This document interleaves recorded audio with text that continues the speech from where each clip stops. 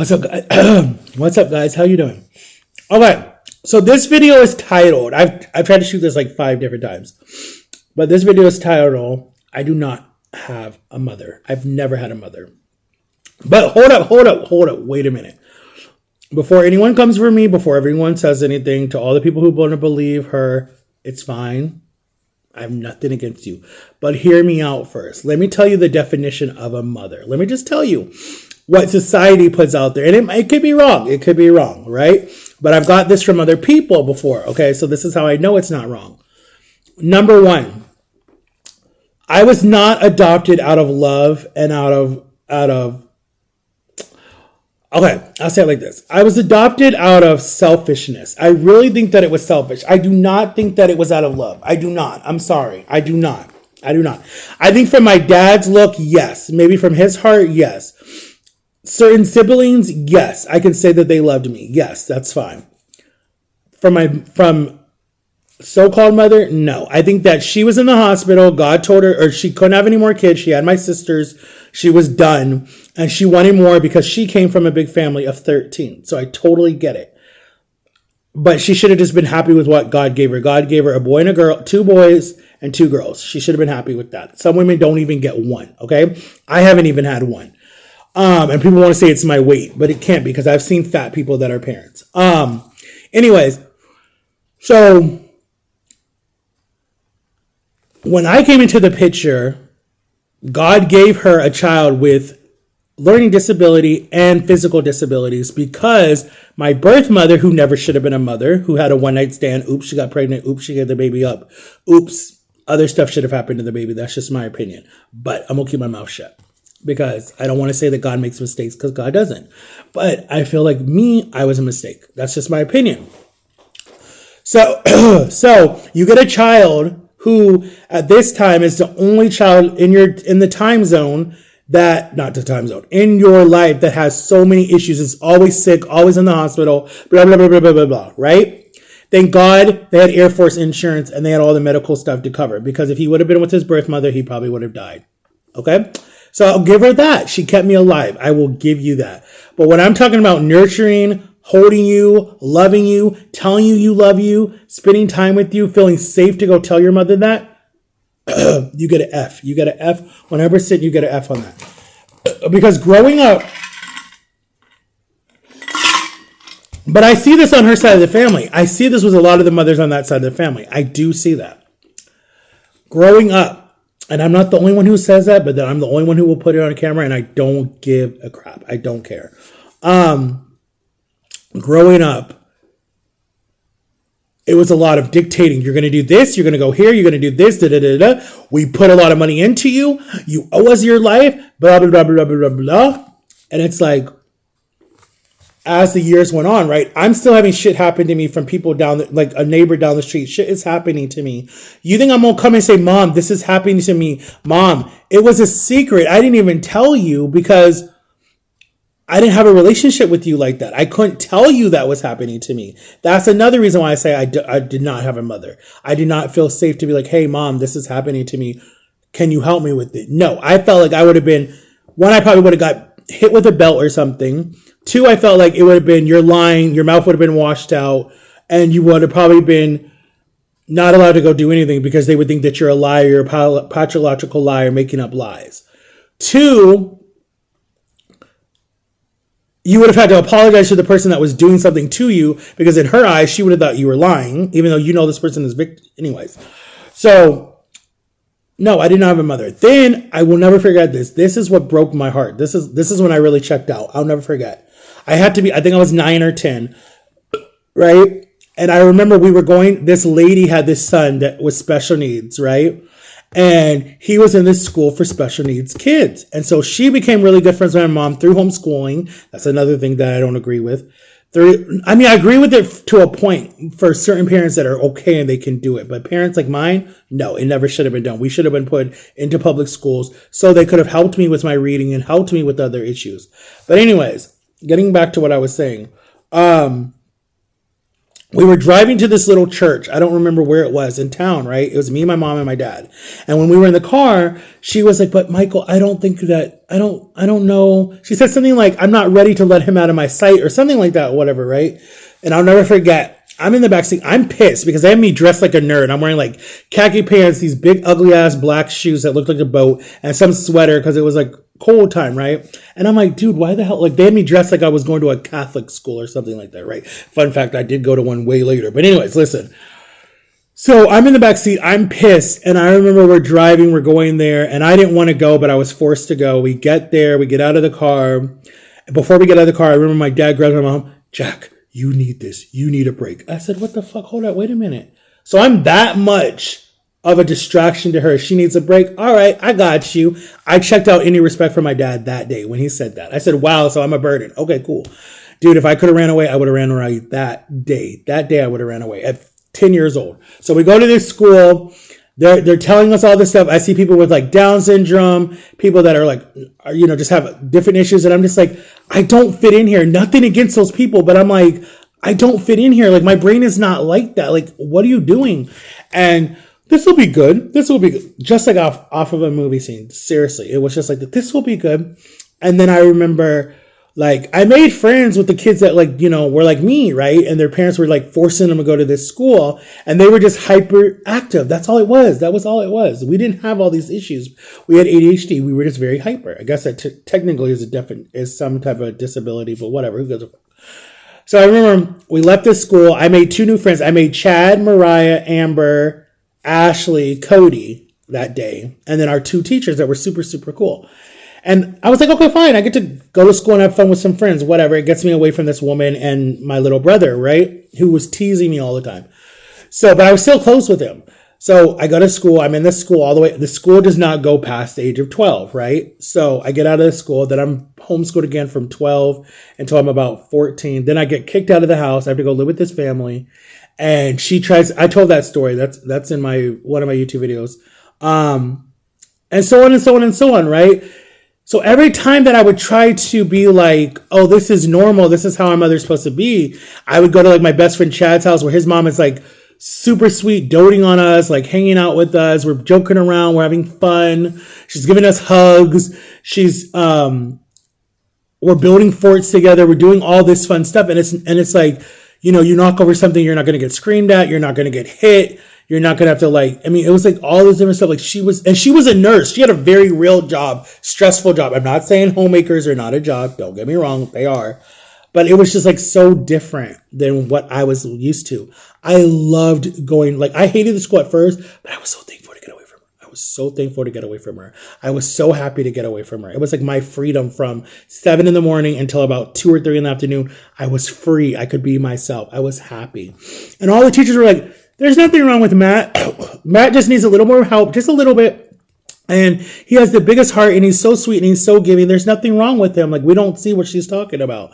Because she made it seem like I was such an evil child, and I was so bad. So then I go to a Christian school. I get kicked out of the Christian school. Thank God. I hated that school. Then I go to a public school. I'm in the public school until we move to Florida. We come to Florida. I'm 15 by this time we go to Florida. Have had no type of mother instincts ever in my life, except from all my best friends, all their mothers, other people, my 2 sisters, and some of my sister's friends, right? And then my best friend, William, his mother, who I love to death, who I've not seen in over 17 years. I love this lady to death. But I need to call her. I don't even know if she's still alive. And I remember we come to Florida. I'm 15. This is where I meet John, Victor, Felix, and some other friends, right? When I first come to Florida. Oh, and Jamie. And I get involved in a church. So one of these boys gets killed. He bleeds out in front of our bus. It was so dramatic for me. I had no cell phone because my cell phone went to my dad because he was using it for work. He never had a cell phone before that. So I'm literally coming in their front. Look, they locked down our school, right? It made the news, everything. You can look it up. They locked down the school, and this is 2006, 2007. I don't remember, something like that, right? This house was being built. So we were living with my grandparents. So I get off the bus after school's done at 2. We don't come home until almost 5. My mom had no way to get a hold of me, nothing like that, right? So I come in the door. My grandma's on the phone with whoever she was on the phone with. she doesn't really, she didn't really know what's going on. Old school Jamaican mother. My grandpa, he's watching TV. My mom is there. My mom is just like, oh, you're okay. And then she just like goes on with her day. Or no, she wasn't there. She was working. I didn't even see her until later that night. So I just came in, took a shower, cried in the shower, and went and got in bed. That's all I did. I was so dramatic. I was so traumatized by what I saw. But I had no one to go to. No one. I didn't have a mother that came and checked on me, hold me, say like everything's going to be okay. Like let's get you some therapy. Let's get you some help. No, it was like, get over it. It's the real world. Let's keep it moving. I was just like, what the fuck? My aunt literally took me for that weekend, and I felt so safe and so like she hugged me, she held me, she talked to me about it. I'm not saying woe is me, so don't get me wrong. I'm just telling you the title of this video is I've Never Had a Mother. That's the title of this video. So I was like, all right, fine. I'm disconnected from that. So then cut to I graduate high school. I'm home. I stay home. She's like, no, Matthew, you should come work at the school I'm at. Come work at the school I'm at. You should be home by yourself. I'm like, oh, okay, cool. This will be fun. No, she did that so she could keep an eye on me because she didn't want people in her house. That's what that was. That had nothing to do with, oh, we're going to get to work together. This is going to be so much fun. No, it was to keep an eye on me because even there she was controlling, right? Then y'all know what happened. I got set up, blah, blah, blah, blah, blah, blah, blah. She cared more about being in Texas at that time than helping me out. My dad had to help me, my sister. Then she wanted to say that I made up stuff. I was lying. I'm just like, wow. Cut to that whole shit is over with. Cut to I'm in a relationship. She thinks that it's bad. It's not good. She don't help until close to the end. Finally, she helps. Then Jama shows up in 2014. I will never forget this. October 14th, 2014. Jama shows up. Me and Jama meet at the perfect time. Jama had to leave her daughter back in the Philippines. I had no mother. Jama was sad. She was, working, living with her husband and her mother-in-law. And it just wasn't a really good connect between her and her mother-in-law or her stepkids or stepchildren. So she had all these friends and she wanted a kid. And so it's like God brought us to each other. And we became super, super close, super, super fast because she was like, you're not the issue. It's your mother. Like that was the first thing she said. She's like, you're not the problem. It's your mom. It's your home life. And she was loyal. Like I literally felt like, and John can talk about this. And so, well, Corey could if she was still alive, but no one would stand up to my mom. No one would stand up to her. Everyone just wallowed. Everyone just stayed quiet. No one said anything. Like my sister came down here to try to take me back. My aunt tried to help me with my reading. My grandma tried to help me with my reading. Everybody got attacked. Like, he's my child. I'm going to teach him. But you never had time for me. You never wanted to. You never tried. Only when we lived in Ohio, back when I was like 12, she never tried. My younger brother got all the attention. They helped him learn how to read. They helped him, do what he needed to do, help him with his career, push him out the door, and I got pushed aside. No jealousy. There's none. There's none. I promise you, there's not. I'm proud of him. I'm happy where he is, 100%. So cut to,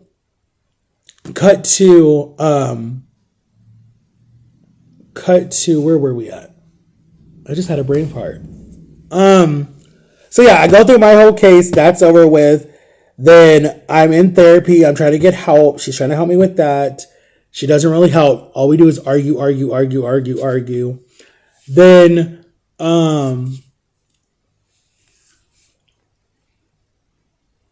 it just got bad. It just got worse and worse. And I swear to you, when her mother died, I'm not even shitting you. When her mother died, her mother's soul jumped into my adopted mother's body. And she got even worse. So much worse. It was so hard to deal with her.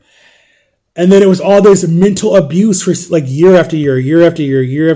And she always played the victim. He attacked me. He called me all these names. He hurt my feelings. And all I do is love him. I don't want your love no more. It's not love to me. It's not. And then Jama comes in. Jama does all the stuff. I'm not hyping her up, but she has done a lot. When Jama came in 2015, what people don't understand, dude, I was literally on my deathbed. I was done. I didn't care anymore. I was weighing almost 800. I was almost 700 pounds, right? No, I wasn't. I'm lying. I was almost 600 pounds when Jama came in. I was weighing like 5 something, right? I was about this size, right? And I was so miserable, guys. I didn't care. Only thing from the time that I woke up was I'm hungry, I'm hungry, I'm hungry, I'm hungry, I'm hungry, I'm hungry, I'm hungry all through the day. I had to snack the whole day, right? And it got to the point where it was like I just was always hungry because it was something to like it was something to it was when my food disorder started was when I was younger, and I was not. And what people need to understand, right? A lot of food addiction starts at a young age. I did not have a food addiction at a young age. I was not even hungry when I was younger.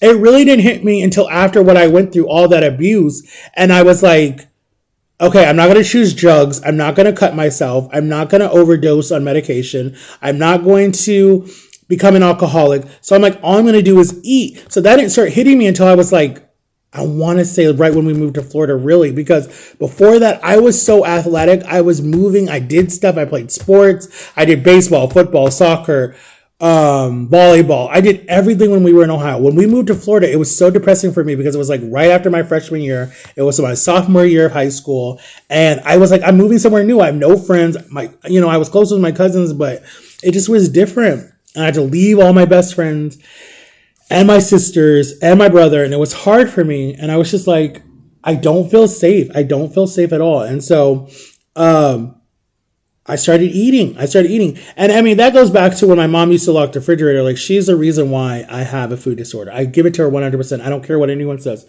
When someone locks a refrigerator and you have a growing boy, right? I was like 9 or 10 when she started locking the refrigerator for no reason. No one was stealing food. No one was doing anything. It was that because she grew up poor and she was hoarding stuff. It was like, that's what it started. No one was hoarding food. No, she was, but we were not touching anything. Me and my brother. She just locked the refrigerator. The kitchen closed at 6:00 and that was it. And I'm like, we're growing boys. Hell, my nephew's last meal when they eat is like 7 or 8 o'clock at night. Like, my sister don't starve them. So to me, I'm just like, what the? But anyways. And I didn't have money to go buy my own snacks or buy my own things and keep them in my room. We weren't allowed to have food in our room, so it couldn't even happen. Even though my sister started doing that later anyways. They bought themselves a little refrigerator and kept food in their room. But anyways, but now I'm in my 30s. And if it was not for Jama, I'm telling you guys, hands to God, if it was not for Jama being able to stand up to this woman and say, enough is enough. They just now, after 12 years of me and Jama being friends, they just now, last year, the year before, I want to say the year before, 2022, before my grandpa died, all 3 of them were sitting outside and they all did a little thing and hold hands and pray. Jama didn't feel nothing from my mom at all. She just said that woman is cold, she's dead, and she's just not a good person. She felt a connection with my dad, whatever. That's when my mom started to stop calling her a snake and stop saying she stole me from her and all this jealousy. Like, she's been like that all the time. It's like, but you don't want me, but then you do. It's like, it's confusing. It's like these mind games. It's so frustrating. And then my grandma dies in 2015. My girlfriend's sick at that time, so I'm trying to help her out. Then I'm being told I'm not a good grandson because I'm caring more about my girlfriend. Then I break up with my girlfriend. I finally leave her completely. I just said, I'm done. Because Jama's like, do you want to be in this situation or what? Like, it's your choice. Like, do you want to be with someone that doesn't care about you? And I said, yeah, you're right. So then Jama kept me afloat from 15, 16, 17, 18, 19 is when I got to the point where my body said, I'm done. You're going to die. And I got a blood clot, got a little pneumonia. You know, I sat in the hospital by myself. No one stayed. I'm not saying woe was me, but hear me out. Any other mother would have never even left their child in the hospital like that. I'm just telling you, point blank, period. Jama didn't even have to, but she came when she would get off at midnight. She would drive about an hour to me and stay in the hospital room with me, even past visitation hours, but they let her because she was like, that's my son. I got to stay with him. He's by himself. So the doctor was like, that's cool. And plus, I made friends with a lot of the people. So she would stay with me. She cut my hair. She helped me clean up my room. She brought me food. Like, she did more than my own mother did. My mother came 1 or 2 times. That's all she did. She didn't stay that long. She came 1 or 2 times. She left. The only time she came was because she thought I was too retarded to hear what the doctors were saying. So she's like, call me, or someone needs to be there. And I'm just like, wow, do you think I'm that slow that I can't know what a doctor is telling me about my own body? Like, really? And so she's like stressing about it. Matthew, you should have called me because how do we know? I'm just like, oh my freaking God. If I told you that this is what the doctor said, you can call the doctor yourself. Like, I just hanged up the phone. I said, I'm not dealing with that. I said, you call the doctor yourself. And then through my whole weight loss journey, she never wanted me to do surgery. She's like, all he got to do is put down the soda, put down the chips, and walk, and he'll lose weight. The doctor said, ma'am, can I tell you something? I'm a doctor. I've been doing this for 50 years. You're just a mother. I finally was happy that someone stood up to her. He's too far gone to do it. There's no way that he's going to survive. They were right. But anyways, that made me so angry that she was like trying to tell the doctor how to do his job. She thinks she knows. She's like Trump. She like Trump. She thinks she knows everything and no one can tell her anything. That's what she's like. It's the truth. It's the truth. She's like my ex-brother-in-law. She's a narcissistic person. You can't tell them nothing. And then they want to go, woe is me. And they want to bring on the waterworks and they want to cry and they want to be like, everyone's against me and I hate my life and I'm going to do this and I'm going to do. Like the whole time we were making that food that I posted on TikTok or on YouTube, on Facebook, was so stressed out for me. I did not enjoy it. I know people are going to be like, well, Matt, what did you do? I've tried for 35 years of my life to have a relationship with my mother. I've tried so many. Okay, you want to go dig holes? Let's go dig holes. Oh, you want to go to the garden? Let's go to the garden. But don't get me wrong. Do not get me wrong. There were moments that were good. Yes, I will give you that. There were moments that were good. But the bad outdoes the good. I'm sorry. The good is way down here. The bad is up here. Like, we can get along when I'm listening to her long-ass boring stories and I'm agreeing with her. We can get along when we're talking about celebrity stuff because sometimes she cares about it because I used to pull her into it. We can get along when I'm listening to her Bible stories and all this different stuff. We can get along when I'm helping her build something or move something or plant something or taking care of her dog or asking questions about different stuff. That's when we can get along. When I'm doing stuff that she wants me to do. But when I want to say, hey, mom, check out this. Not an interest. I bought my mom this. Or no, TikTok sent me this. And I'm like, oh, this is cute. And she was in Ohio when this came last year. And I was like, Mom, this is really cute. This is up your alley. Because, she always likes to drink water. And it's a little cute thing. I gave this to her. This thing has sat at the end of the table for over 2 years getting dusted. She don't want it. I just bought her a book. I bought her this book actually this time. It says, Mom, tell me your story. It's sitting on a shelf in the kids' room so all the kids can look at it. Why do they care to see that? I brought her, I was trying to share the chips that TikTok sent me, Sriracha, and I tried to sell them with them. Still sitting at the end of the table, not being touched, not being used. But she gets mad at you if you don't use what she gives you. That's what I think is funny. But it's like, I give her stuff. It goes in a closet. It gets put on a shelf. It sits in a room. And then people, oh, Matthew, you live the best life. No, I do not. I'm at the point, honestly, where I'd rather live in a freaking, under a bridge to have my own sanity. Like when I'm with my sister, I'm happy. I feel free. I feel like I can do my own thing. Like, yes, I'm 35 years old. Yes, I have a disability. I own it. But when people want to shove it in my face and people want to attack me about it, I don't want to be around you. I want nothing to do with you. Like, I don't even want you in my life. Like, bye, get lost. Like, I don't care. If you can't accept me for who I am, I don't want you in my life no more. I'm done. I don't care. Like, call me stupid, call me slow, call me retarded, call me whatever you want to call me a drama queen. I just cut you out of my life. I can say hi. I could talk to you, but us hanging out doing stuff, no, I'm done. And then the other thing that I hate that people are starting to do in my life, they want to butter you up with, I love you, I care about you, I want to hang out with you, I want to see you, but money please, but what are you going to give me? What are you going to buy me? When are you going to do this? It's like, okay, I got you. And what's funny now is if I ever came into the lottery, if I ever came into money or anything, no. All these people that have come after me for money and different stuff or wanting my help, they ain't gonna get shit. Nope. I'm gonna give money to the people that have actually spent money on me, have bought me stuff, have taken me places, have got me out of this situation, that's try to be more understanding. Those are the people that I would help, not the people that have stressed me out, make me want to hurt myself, make me want to, like, people don't understand what I'm dealing with. People think that my life is so easy, so perfect, so peachy clean, rainbows and butterflies. It's not.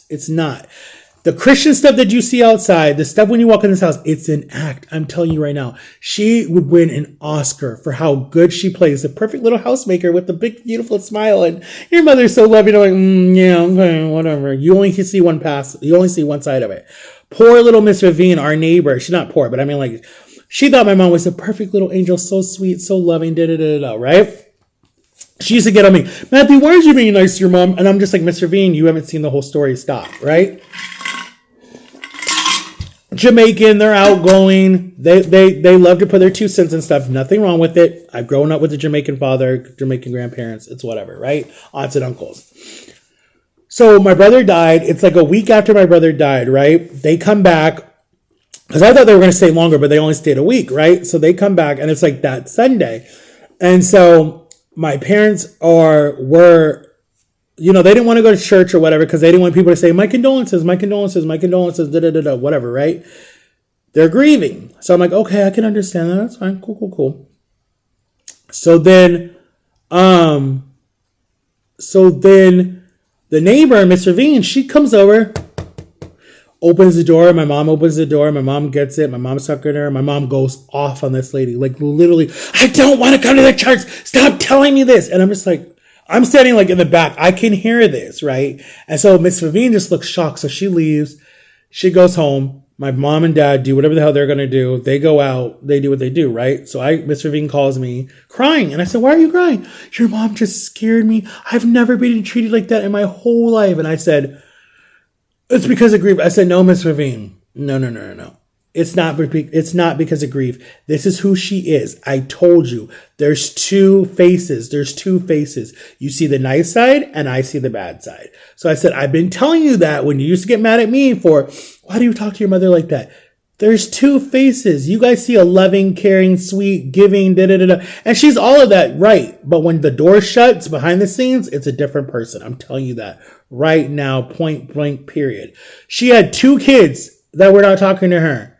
One's died. She has now 2 more, but she doesn't. I've done everything for my children.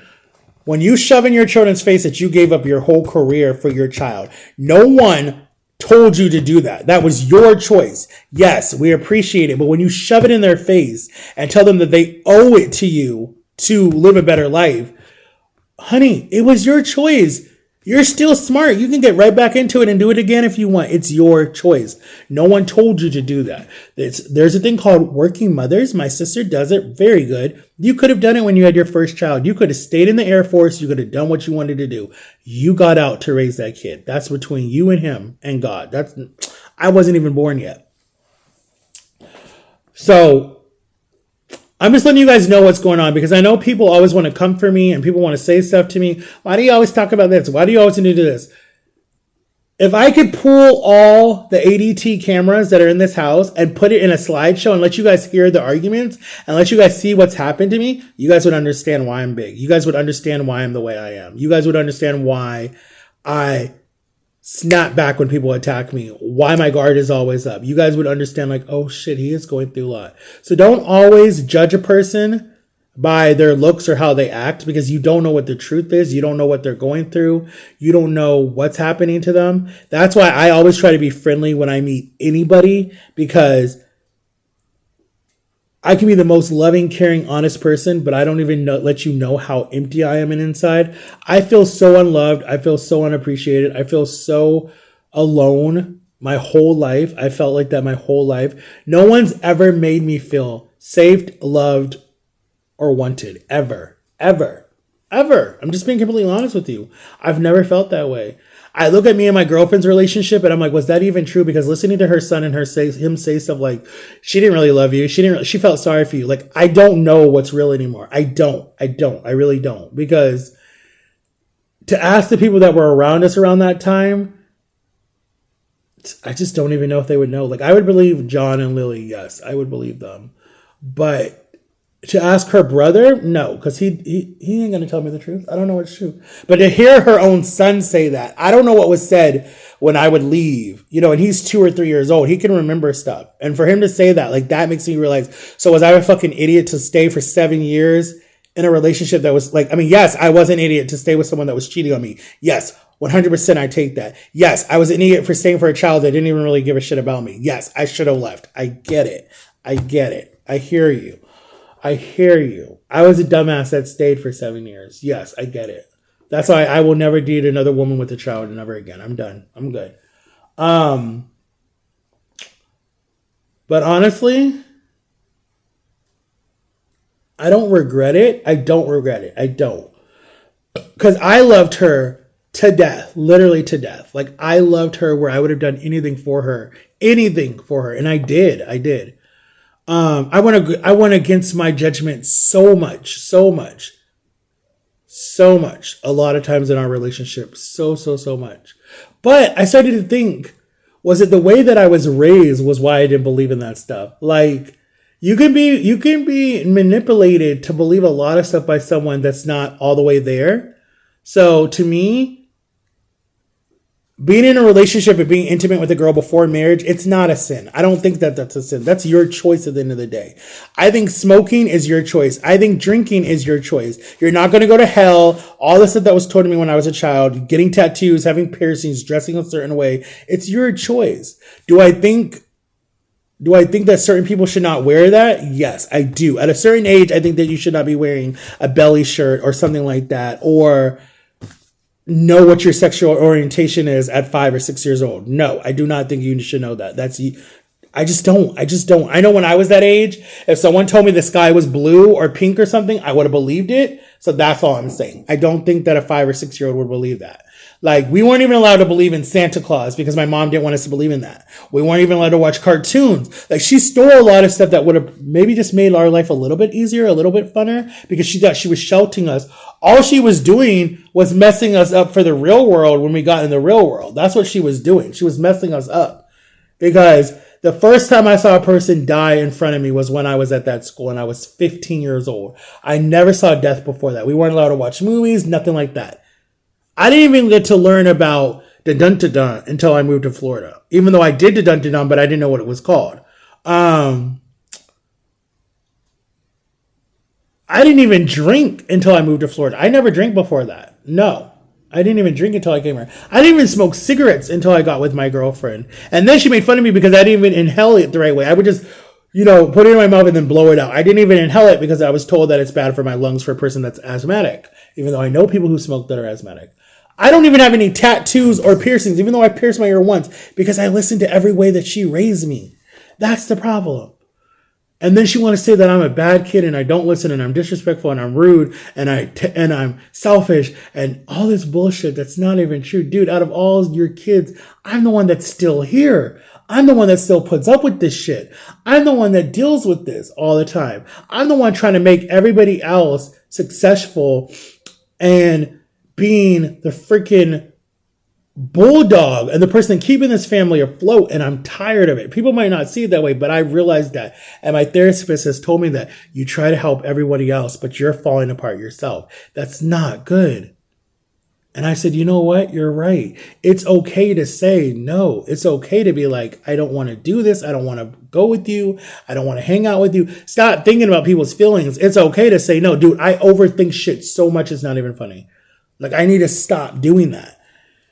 Like this cruise, I should have been like, sis, I don't want to do this cruise right now. It's too much for me. Like, money's not where it's at right now. I'm not even working a stable job right now. Like, no.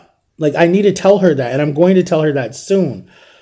With my son, I need to be like, look, money's not right. I need to stop wasting money on you because every time I waste money on you, you sell the clothes I give you for who knows what, and I'm wasting money, $800 worth of clothes, and you've already sold half of them for what? But you swore to me, Dad, I'm not going to do it. Dad, I'm not going to do it. Da-da-da-da-da-da. I've bought him 2 computers over $1,000. 2. He sold them.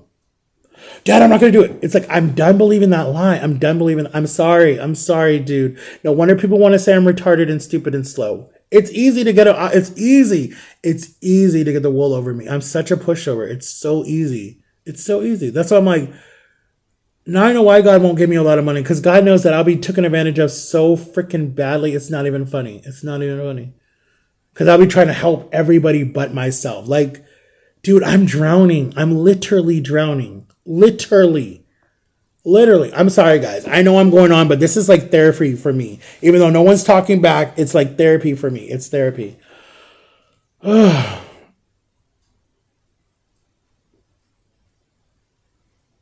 don't know. I don't know. I cry myself to sleep pretty much every single night. Every single night. Every single night. Every single night.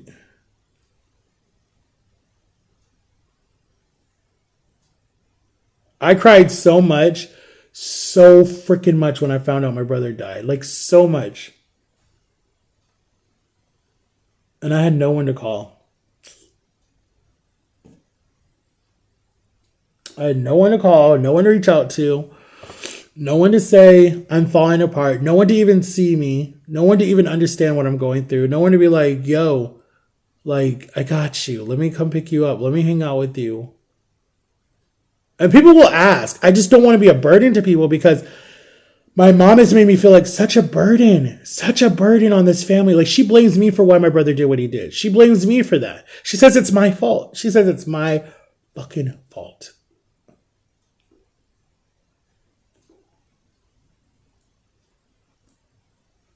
I've been blamed for so much. I've been blamed for why she's so tired. I've been blamed for why certain people don't like her. I've been blamed for everything, but she can't look her freaking self in the mirror and go, what have I done? She's never once, in 35 years of my life, have never once apologized for anything. Tying me to the bed, beating me, letting shit happen to me, telling people lies. Like, her whole freaking side of her family hates me because she's told them so many freaking lies that are not true. All her little spies are on her side of the family. People don't understand what I'm going through. And I wish another motherfucker would come at me, dude. I swear to God, I'd cuss you out. I don't have time for shit, dude. I'm literally a ticking time bomb. I'm literally waiting for the wrong person to just say the wrong thing. And I'm gonna snap. And they might get blown apart because I am so angry at so many different people and I feel sorry for that person. I tell you right now, I'm sorry. If I cuss you out mentally and emotionally and I go off on you, sorry, dude, or woman or whoever you are. I just, you lit a match and I'm going to go off. Like they want to be all fake and they want to be all mushy and lovey and all this stuff. Dude, I don't want to be a part of that. Like, my sister's coming down at the end of December. We're going to SeaWorld. We're going to have fun, whatever. I can't be fake, dude. I can't.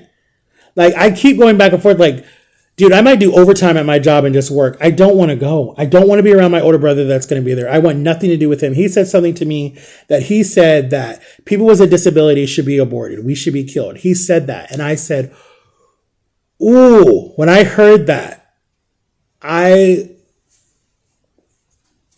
anyways, dude. Anyways, but he's not the only one to say it. My mom has told me that too.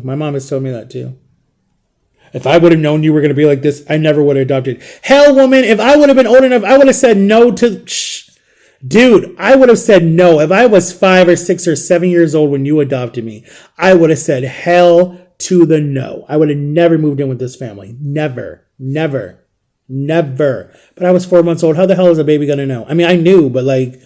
Well, no, I didn't know. But how am I going to know? If they would have tried to adopted me at 5 years old, I'd have said hell no. Hell no. But anyways, guys, let me go. We're at 38 minutes. I don't want this a 40-minute video, but I love you guys, and I'm just venting. I'm sorry if someone thinks that this is a boring, shitty video, but I want to be real on this channel. I told you I'm not going to be fake. You know, to my son, I'm never going to be anything. I don't give a shit. I'm happy that I have the people who watch me. I don't care. I'm just done trying. I'm done trying with so many people that are full of bullshit. I'm just done. Like, I'm done. I'm over it. I need to see what Disney says. I need to see what this doctor says. If Disney says yes, they're going to keep me or whatever, awesome. If the surgeon says that he can do my leg, awesome. If he doesn't, then I'm getting on a plane and I don't know where I'm going. I'm not going to be in Florida. I'm not. I'm going to leave. I'm out. I might not even go to DC. I don't know where I'll go. I almost want to go international. I want to go somewhere where I don't have to pick up the phone. No one can call me because it's international. Like, I wish I knew people like in Africa or China or Mexico or somewhere far. Like, I just don't want to be here. I don't want to be here. I don't want to be here. No, I thought about going to visit my other sister in Nashville, and because she's cut off all communications with certain people in this family, and I feel like I want to do that. Because my thing is, if I ever get out of this house, like if I ever just move out, I'm not talking to my mom for 5 years. I need a break if I even come back. And it's sad because it's like I've always wanted a mother, but I've never had one. I've always had a dictator. I've always lived with. I've always said this, and I say this now, and I will say this today. I've always felt like I lived in a boarding school with a really evil headmistress. I've always felt like that. Like all these people you see in these movies and stuff, I feel like I live with that. I really do. I really feel like I live with a very controlling, narcissistic, bipolar, emotional, suck up when they want something person. That's what I really feel like I live with. None of my family members even want to come to this house no more. Like my aunt, as soon as her father died, she left that day, or no, the next day, maybe that weekend, because we buried him on a Friday or Saturday. She left that Monday to go back with her son. She did not want to live in this house anymore. And it's because of my mother.